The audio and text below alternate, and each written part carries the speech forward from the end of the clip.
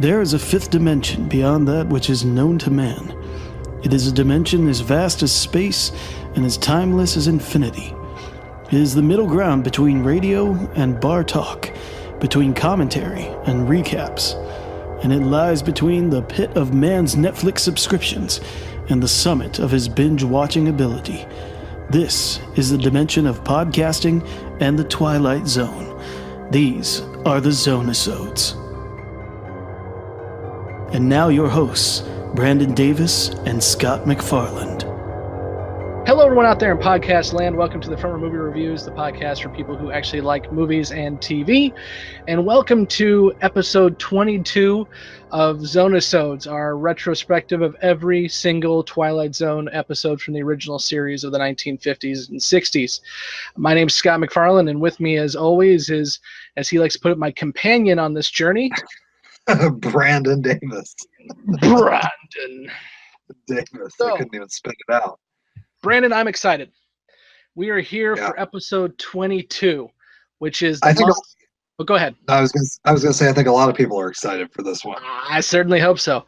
We are here for The Monsters Are Due on Maplestreet, which is the episode that led right to the creation of this podcast. I was watching The Monsters Are Due on Maplestreet for the umpteenth time, and about halfway through the episode, and this was in December, actually probably December or January, was the Sci-Fi Channel's New Year's marathon. And about halfway through the episode, I just realized this show is still relevant, and this show deserves to be talked about more. And so I immediately messaged Brandon and said, I have an idea. And I think having Brandon on with his encyclopedic knowledge of Hollywood history would be a perfect addition to this. And so because of this episode, we're here today reviewing episode 22 of 156. So we'll go ahead and we're going to dive right into this sucker. But before we do, let me give you a brief synopsis. And then, Brandon, you can tell us what Rod had to say. And he had a couple things to say. Yeah. Maplestreet is a typical suburban street in a typical suburban town. One evening, a meteor flies overhead, and all the technology on the street dies. With no lights, no radio or TV, and no cars, the people of Maplestreet struggle to find out what is going on. As Pete and Steve volunteer to go downtown to find out what is going on, Tommy, a teenager, implores them not to go. He says this is just like the stories he has read regarding alien invasion, and the aliens would not want them to leave. The neighbors think of this as a joke, but little by little, they start to accuse one another of being different from everyone else. First, Les's car starts when no one else's can. Then Steve is accused of hiding a radio in his basement. Before the madness takes hold of everyone, Charlie fires a shotgun at a shadowy figure, only to find out it was Pete coming back from downtown. And then Charlie's lights come on, which causes Charlie to be accused as well. He deflects that blaming by looking at Tommy, the teenager who had started talking about the aliens to begin with. Accusations continue to fly more and more on the street, and it descends into madness and violence. We end with two alien invaders watching from a hill as they point out that they don't need to do anything to us. We will defeat ourselves in the end. Brandon, what's Rod got to say? This is one of those rare ones where it's it's like The Hitchhiker, where it was split up into a couple parts. Street USA, late summer, a tree-lined little world of front porch gliders, barbecues, the laughter of children, and the bell of an ice cream vendor. At the sound of the roar and the flash of the light, it will be precisely 6:43 p.m. on Maplestreet. Then we have the narration interrupted by a little bit of dialogue. This is Maplestreet on a late Saturday afternoon. Maplestreet in the last calm and reflective moment before the monsters came. Brandon, what's your first impressions on The Monsters Are Due on Maplestreet? Oh, man. It had been... I had seen this one before, of course, because this is one of the most famous ones, but it had been a long time since I'd seen it. And I knew, I knew what it was about and everything, but it's a relevant episode. It's a brutal episode. It's a thought-provoking episode. It's you can tell that this is one of those episodes that came straight from, there are ones where you feel like Rod is kind of just trying to fill his episode order for the season. This is one of the ones that he didn't have to put any, well, of course he put effort in because he was a genius, but this is one that, just flowed naturally from Rod. You could just tell. Because it's very authentic. It plays on themes we've seen before and we'll see again, but it is totally unique. And it's got a great cast of actors who play it so well, and it's probably, I think, even though we've seen more horrific episodes, it's probably one of the scariest episodes we've come across, because this is something that could happen in life. And it's I don't know, this is one of those great moments in television history. If you look at the I don't know, I think it's the Academy of Television Arts and Sciences, but they have a great website that I encourage people to go to. It's called the Archive of American Television, and I think it's like metvlegends.org, and they interview directors, actors, all from the history of television. Then they do hours and hours worth of interviews to do kind of an oral history about TV. And each like major TV show has kind of its own page where they log all the people who were interviewed for it. And The Monsters Are Due on Maplestreet is one of the few actual episodes that has a page dedicated to it. So you can just see the importance of this episode. Yeah, this episode not only is one of the Twilight Zone episodes that I have seen the most out of any, for good reason, but as you just mentioned, it is an episode that transcends the show. If you have never heard of the Twilight Zone, you have probably heard about The Monsters Are Due on Maplestreet, even if that means the Simpsons parody that came out years and years ago. You have probably heard about this episode, and there's a reason for that. This episode is obviously about the Cold War.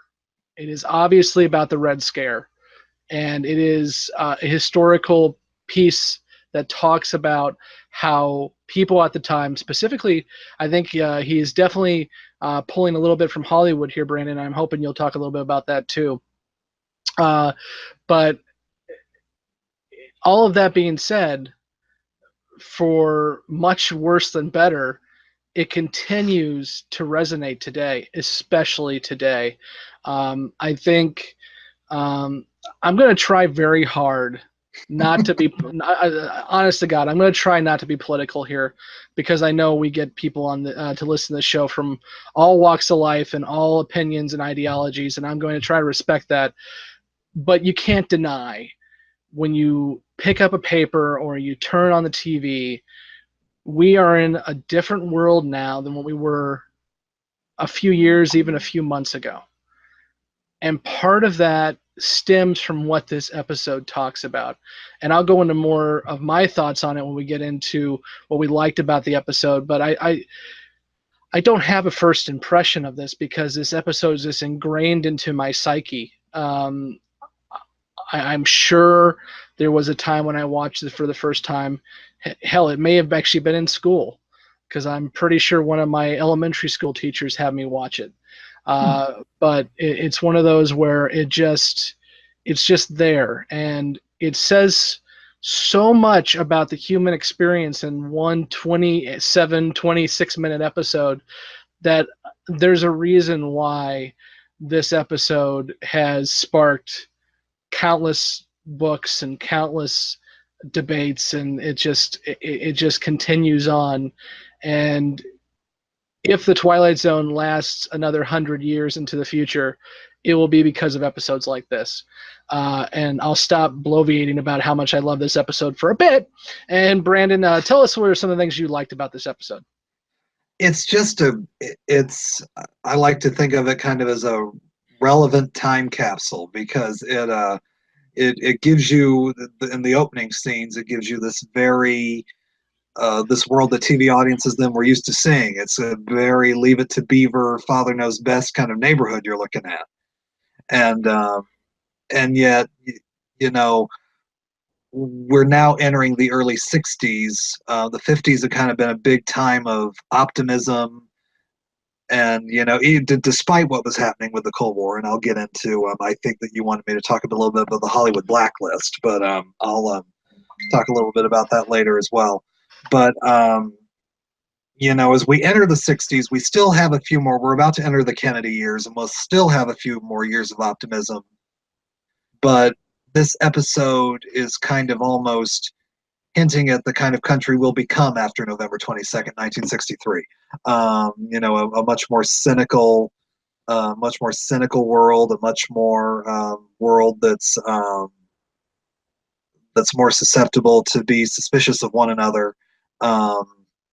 But really, really, really strong character actors that he used in this. I love, you know, for me the standout is Jack Weston as Charlie, who plays just this paranoid maniac. Really, really great in this episode, and I love Claude Akins as Steve, and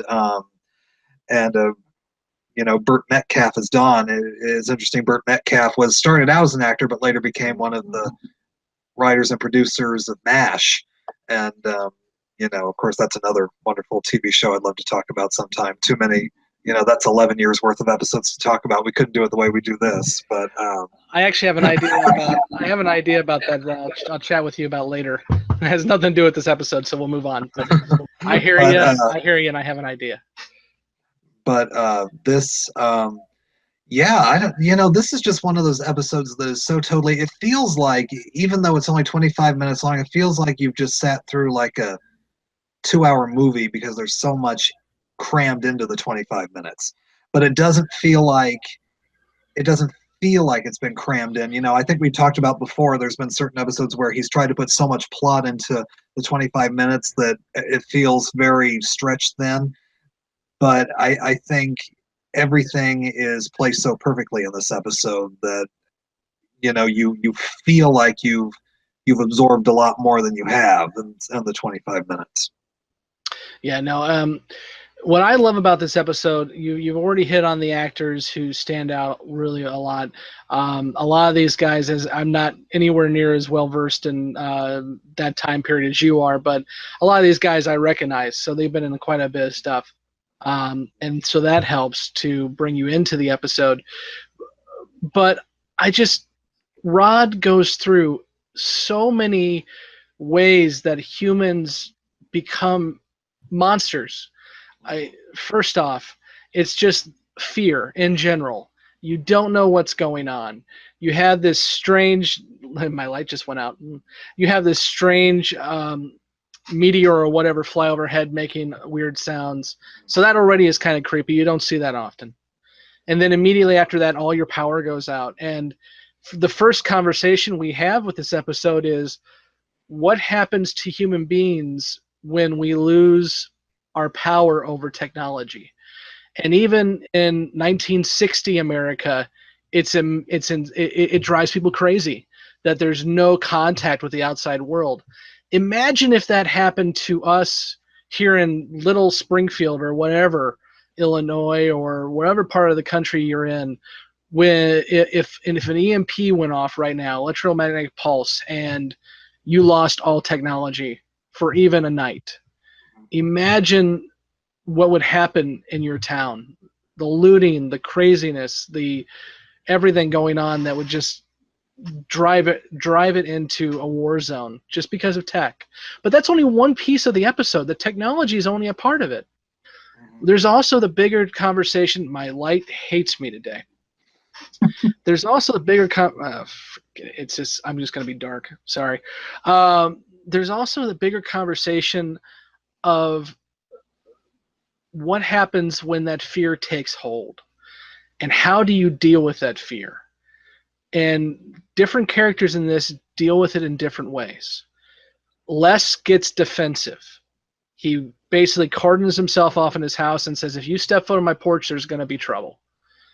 He's not carrying a gun, but he might as well be.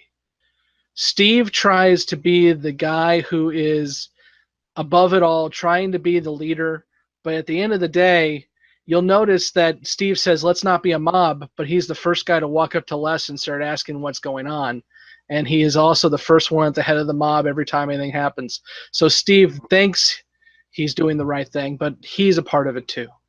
You have Charlie, who is the rabble-rouser, who gets his comeuppance when everyone turns on him. But then Charlie points out another thing that happens when we get scared, and that is scapegoating and not wanting all the eyes to be on us. So he turns it on somebody else. And not only does he cowardly turn it on somebody else, he turns it on a kid. He turns it on a kid who, aside from reading comic books and watching and watching TV, has no reason to be turned on. And we already know these guys are getting violent. So the fact that, in fact, Charlie's already killed a man before this even happened. So Charlie turning on Tommy, he has to realize, even through his fear, that Tommy could have a target on his back now. And he doesn't care because he wants those eyes to be off of him. And then the overall piece that I love the most is the piece that ties so much with right now. And that is the idea that something is different about you and therefore you cannot be a part of the community. Charlie hits on it perfectly when he's sitting on his little stoop in Les's yard watching him like a creeper. And he says there's something odd about him. So we have to watch him because there's something odd. And in this case, it was the fact that Les's car turned on.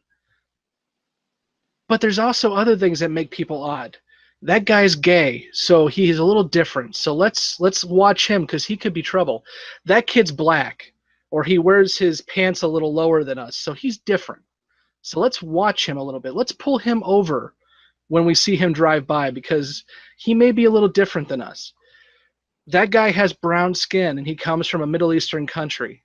So let's make sure that we check on him a lot more before he does anything in our community. And even when we see him in our community, and maybe he's a third, fourth, fifth generation person who has every right to this place as we do, but when he walks up to us on the side of the road, we're probably going to cross the street and walk the other side because he's different than us. And this episode does so much to point out all of those aspects of fear. I just freaking love it. There's no way around it. Everything about this episode I love. And the culmination of the episode, it gets a little sci-fi, but that's okay because we needed to kind of take a step back and have that narrative structure outside of what Rod's going to say in a minute. But we had to have that narrative structure to have somebody else looking down, and we see all the little ants that are people running around shooting each other at this point. We've seen a gun go off a couple times, so they're shooting each other. They're killing each other. There are some bodies in the street, and these two aliens just are talking about the fact that we really don't have to do anything. And the line that hits on it the most is when they don't have an enemy, they'll turn on themselves. And that it strikes me so much every time that I hear that, and I'm misquoting it a little bit, but close enough. It strikes me so much because it's so true. When we live in fear, when we live in fear that some fanatics could hurt us or hurt our friends, we turn on ourselves. And our entire generation has dealt with this for the past 16, 17 years. I mean, we are the generation of 2001. I was in college. Brandon, I think you were in high school or college. Okay. High school. So our entire adult lives, we have been taught through culture and through experience and through our own walking through life that be careful of that guy who looks a little different than you. Be careful of that guy who acts a little different than you. They may be a good guy. They may be your neighbor, but you never know. And so you have to be a little more careful with them. Okay, my soapbox is okay for now. That's all right. But to take it back a little bit to the actual time period when the episode came out, we were, this is 1960. It's the height of the Cold War. we're in the whole duck and cover phase. Every if it looked like a Russian and sounded like a Russian, stay away from it. But we also, Hollywood at that time was coming out of a dark period in its history, the blacklist and McCarthyism of the early 50s, and it ruined a lot of people's careers. A lot of actors, writers, directors didn't work for 15, 20 years, and if you were a writer who was, not known by your face, you could get work if you used an assumed name, and a lot of them did that. But there was, little things, if a person voted that way or said this little thing in their speech, they would be considered a communist sympathizer, or things like that. There are certain people who, because they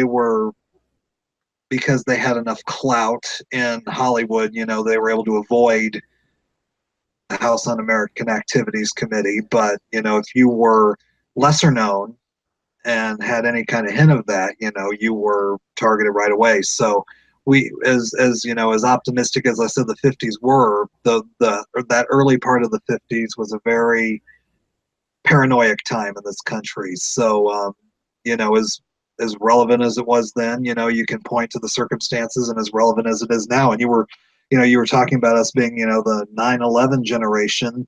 When the new adaptation of the Twilight Zone was out, they actually remade this episode in 2003 and used the fear of terrorism as the subject of that episode. So yeah, this is an episode you can do with any generation, and it would be relevant. Yeah, and I've been kind of perusing Reddit, and that's a rabbit hole in itself. But Yeah. there is a Twilight Zone subreddit that we have been chatting with folks on, that we've been kind of getting involved in that community through this podcast and just talking about the show in general. And I threw out there a few weeks ago just the title, "Let's Talk About Monsters on Maplestreet," and there were so many comments. And a lot of the guys and girls, I'm assuming, on here pointed out that they experienced this episode for the first time through school. Some of them saying that their teacher had them read the script as a piece of literature, or just flat out put at that point probably a VHS tape in the player and let them watch it and discuss it. And somebody actually asked, so what part of the country were you in that had you do this? And I think the kind of assumption was, is it just a liberal thing? But one of them was in Arkansas, one of them was in New Jersey, one of them was in Kentucky. All of them had the experience of sometime in elementary or middle school seeing this episode as a part of the curriculum. So I think you're right that this is definitely something that definitely stands out. Yeah, absolutely. I'm with you. I don't think there's anything about this episode that doesn't work. So I guess you can skip that part. Yeah, no, I got nothing. I'm sorry. There's nothing bad about this episode that I can see. I mean, maybe Charlie's Hawaiian shirt. Maybe. Although I want to see that thing in color. I want to see that glorious Hawaiian shirt in color. Yeah. No, I mean, but I got nothing. Yeah, I was just thinking, though, we've been talking about how, in spite of the fever, the great roll of episodes that we've been on and everything. And I said, somebody one day needs to sit down and rank, the greatest first seasons ever of a TV show. Because normally when you think of the first seasons, they're usually weak. Yeah. But yeah. Twilight Zone, look at all the to use Jeremy's word, iconic. We've had Time Enough at Last. We've had this episode. We've had Walking Distance. We've had Hitchhiker. Classic after classic, and just this one season alone. And we've got more to come in the other seasons. We've got more not so classics in the other seasons coming up. But yeah, I mean, just absolute quality. I think out of the 22 episodes we watched so far, we can only really call maybe 2 that are stinkers, maybe. Yeah. But Well, and yeah, I look at some of the other TV shows that I think are in my top 5 TV shows, and you're right. None of them came out of the box as fast as this one did. A lot of times it is you have a 1, 2, or maybe even 3 seasons to kind of figure out where you want to go with this thing and to understand the characters, understand the writing staff, and then maybe you get some really good classic episodes under your belt. And I will. This even raises the challenge harder and more is the fact that not only is this the first season, but for the most part, this is one head showrunner who is writing most of these episodes. Rod Serling is the sole writing credit on this episode, and he is the sole writing credit on many of the episodes. A lot of the other episodes, he gets either some support from short stories or from other ideas of folks. But not only is this the first season, but this is really one guy's idea, and he's able to do so much right out of the gate. It's amazing. And I think we're going to notice, and not to get ahead of ourselves by almost a year or 2 years, Rod steps away from the show a little bit in the later seasons, and that you see what happens when he does that. yeah, and it's like I mentioned, I think in our introductory episode, though, the best TV shows, if you look throughout history, there's some exceptions, but weaker shows are usually run by committee. Best shows are usually run by 1 or 2 people with a single vision who let that carry out. They'll have a team of writers, but they make sure that that team of writers carries out their single vision. Whether and the best drama series and sitcoms, always did that. So yeah, and Twilight Zone is no exception. I completely agree. So, Well, I guess as we kind of blew through it, I don't have anything that I don't like about the episode. Brandon, did you have anything that kind of maybe didn't work for you? no, I was even thinking, because I had memories of this episode, and I was even thinking, oh, maybe the kid who plays Tommy's not going to hold up, but no, he was great too. Yeah. So, very, very sympathetic. He wasn't one of those annoying child actors. Bewitching Pool is coming, sir. No, so let's go ahead and let's do our final thoughts, and then we'll go into scores here. So, I think I've bloviated a lot here. So, Brandon, what are your final thoughts on Monsters Are Due on Maplestreet? Just a very relevant, unique episode that we've seen.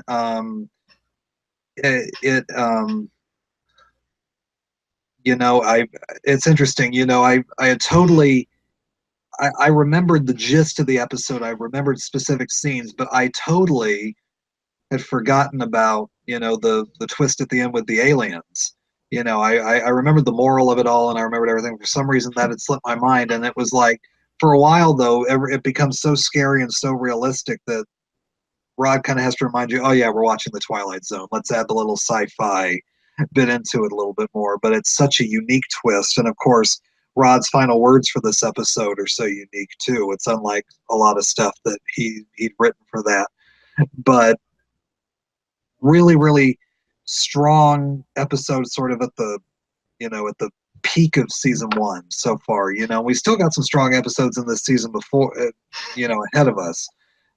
But I think this is an episode where Rod showed you he meant business, and he was here to really, really bring something unique to the television landscape. Agreed. So let's go ahead and move into our scores. For those who are just joining us for the first episode, and I have a feeling we're going to have a lot of you here for this episode, so welcome. We rate these episodes on a scale of 1 to 10, 10 being, and we compare these to other Twilight Zone episodes. So 10 is one of the best Twilight Zone episodes of all time. 1 is the Bewitching Pool or the Fever. And a 5, which usually is a failing grade for us, is an average episode. It's neither really good or really bad. It's just a normal Twilight Zone episode, which honestly makes it one of the better episodes on TV, period. So let's go ahead and give our rankings. So, Brandon, what do you give for Monsters Are Due on Maplestreet? I mean, is there really any suspense? This is the 10 all the way. I think this is my third 10. Yes, it is, sir. Walking distance, hitchhiker, and this. So. And for me, I wasn't really sure what I wanted to do. Screw it. I can't even joke about it. It is my first 10. It is one of my favorite episodes, not only of the Twilight Zone, but one of my favorite episodes of TV in general. So it is definitely my first 10, and it is the episode that I will judge every single other Twilight Zone episode off from here on. So I give it a 10 as well. So Brandon, I'll do a little bit of plugging, and then we'll have Rod narration there at the end too. So you can find us as always at thefrontrowmoviereviews.com. You can also contact us at thefrontrowmoviereviews@gmail.com. And you can see Brandon's classics there. My flashback episodes are full disclosures, which are reviews of other episodes. At this point, our full disclosure of Spider-Man just came out on Monday, so check that out, and we'll have some more full disclosures coming out of other summer blockbusters as we go on. And then you can also obviously find the back episodes of this podcast. And I hope you join us as we continue on. We're in episode 22 of 156, so we have a lot of time to go. And you can always subscribe to us at the link at our website, or you can find the link to subscribe in the show notes on this file that you're downloaded here to listen to. Brandon, go ahead and give us Rod's closing narration, if you would. Sure. The tools of conquest do not necessarily come with bombs and explosions and fallout. There are weapons that are simply thoughts, attitudes, prejudices, to be found only in the minds of men. For the record, prejudices can kill, and suspicion can destroy. And a thoughtless, frightened search for a scapegoat has a fallout all its own, for the children and the children yet unborn. And the pity of it is that these things cannot be confined to the Twilight Zone. And I think this is the first time that Rod has mentioned that this story doesn't have to be a part of his world that is the Twilight Zone. It happens every day. And as the aliens say, there are Maplestreets all over the world, and they'll go to each one by one by one by one until they've taken us all over. So I would just say, when the rancor builds up and populism is the fun thing to do, and you're trying to find someone or something to blame, instead just remember that we're all here together, and no matter what color, what background, what faith, we're all on this little blue marble all together, and at the end of the day, we're going to sink or swim together. And let's treat each other with respect and try to be a little bit more human from now on rather than monsters. So until next time, I am Scott McFarlane, and with me as always is Brandon Davis. And until then, we will see you on the couch. Have a good night, or day, or whatever. Thank you for listening to this episode of Zone-i-Sodes. Zone-i-Sodes is a special presentation of the Front Row Movie Reviews podcast. For more information, go to www.thefrontrowmoviereviews.com.